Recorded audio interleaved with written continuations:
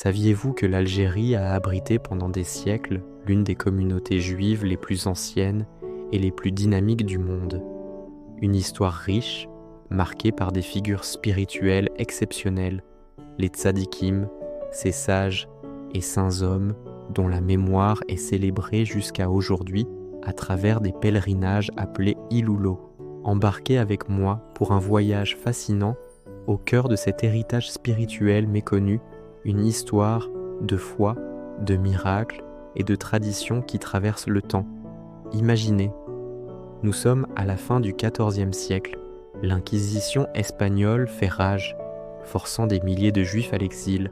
Parmi eux, un homme d'une grande sagesse et d'une foi inébranlable, Rabbi Ephraïm al-Nakwa. La légende raconte qu'il quitta Tolède, sa ville natale, en chevauchant un lion et en utilisant un serpent comme bride. Une image puissante qui symbolise sa maîtrise des forces de la nature et sa confiance absolue en Dieu.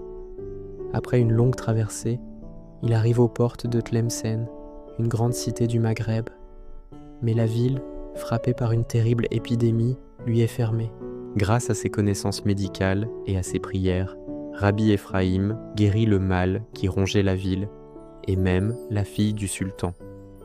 En reconnaissance, le souverain l'autorise, lui et ses coreligionnaires, à s'installer.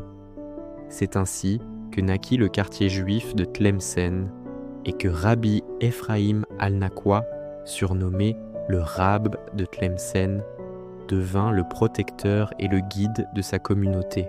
Son histoire est plus qu'un récit miraculeux.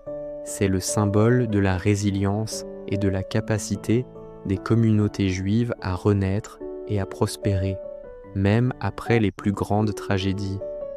Son tombeau, à Tlemcen, deviendra l'un des plus importants lieux de pèlerinage d'Afrique du Nord. Au même moment, un peu plus à l'est, la ville d'Alger connaît elle aussi un renouveau spirituel exceptionnel. En 1391, suite aux persécutions en Espagne, deux géants de la pensée juive débarquent sur ses côtes. Rabbi Isaac bar Shechet Perfet, connu sous l'acronyme de Ribash, et Rabbi Shimon ben Tzema Duran, le Rashbatz. Ce ne sont pas de simples réfugiés. Le Ribash est déjà l'une des plus grandes autorités rabbiniques de son temps. Son arrivée à Alger est un événement majeur. Il est rapidement nommé grand rabbin et juge, et sous sa direction, la communauté juive d'Alger se structure et s'organise.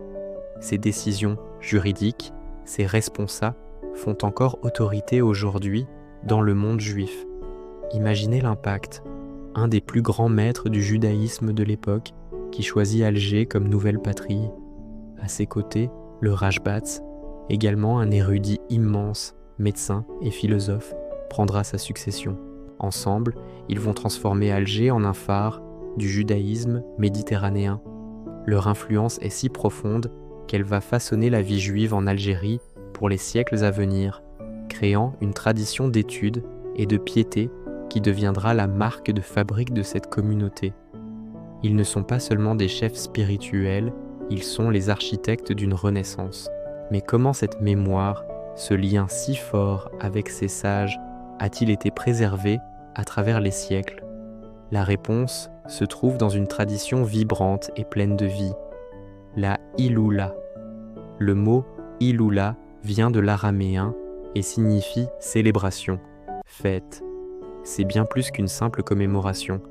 Une Iloula, c'est un pèlerinage joyeux sur la tombe d'un tzaddik, le jour anniversaire de sa mort.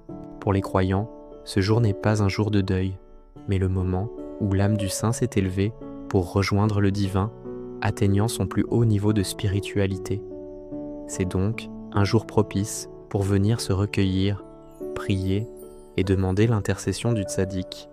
On allume des bougies, dont la flamme symbolise l'âme du défunt et la lumière spirituelle qu'il continue de diffuser.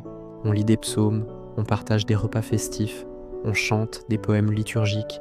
C'est un moment de ferveur intense, de partage communautaire et de connexion directe avec l'histoire et la spiritualité. C'est une tradition qui ancre la foi dans un lieu, dans une histoire, la rendant tangible et vivante. Et la plus célèbre de toutes ces célébrations en Algérie est sans aucun doute la Iloula de Tlemcen, dédiée à Rabbi Ephraim al-Nakwa. Chaque année, des Juifs venus de toute l'Algérie et même du Maroc voisin convergeaient vers son tombeau. Pendant plusieurs jours, le cimetière se transformait en un lieu de fête et de prière. Les familles installèrent des tentes, cuisinaient ensemble, partagèrent des histoires. L'ambiance était électrique, un mélange de solennité et de joie. Les pèlerins déposèrent de l'huile dans la grande lampe qui brûlait perpétuellement près du tombeau, allumaient des bougies par milliers, faisant scintiller la nuit. On priait pour la santé, pour la prospérité, pour avoir des enfants. On venait chercher une bénédiction, un réconfort, une étincelle de la sainteté du Rab de Tlemcen. Cette Iloula était le cœur battant du judaïsme tlemcenien, un événement qui rythmait l'année et renforçait les liens de toute une communauté autour de son saint protecteur. C'était la preuve vivante que la mémoire de ces sages n'était pas figée dans les livres, mais qu'elle continuait d'inspirer et de rassembler les vivants. Aujourd'hui, l'histoire a dispersé les Juifs d'Algérie aux quatre coins du monde. Les synagogues et les cimetières sont pour la plupart silencieux. Mais l'héritage spirituel des grands rabbins d'Algérie est-il pour autant perdu ? Absolument pas.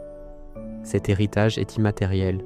Il se transmet de génération en génération, dans les récits des anciens, dans les prières et dans les traditions familiales. Et surtout, les Iloulos continuent. Partout où les Juifs d'origine algérienne se sont installés, que ce soit en France, en Israël ou ailleurs, ils ont recréé ces moments de ferveur. Chaque année, ils se rassemblent pour célébrer Rabbi Ephraim al-Nakwa, le Ribash, le Rashbatz et tant d'autres saints.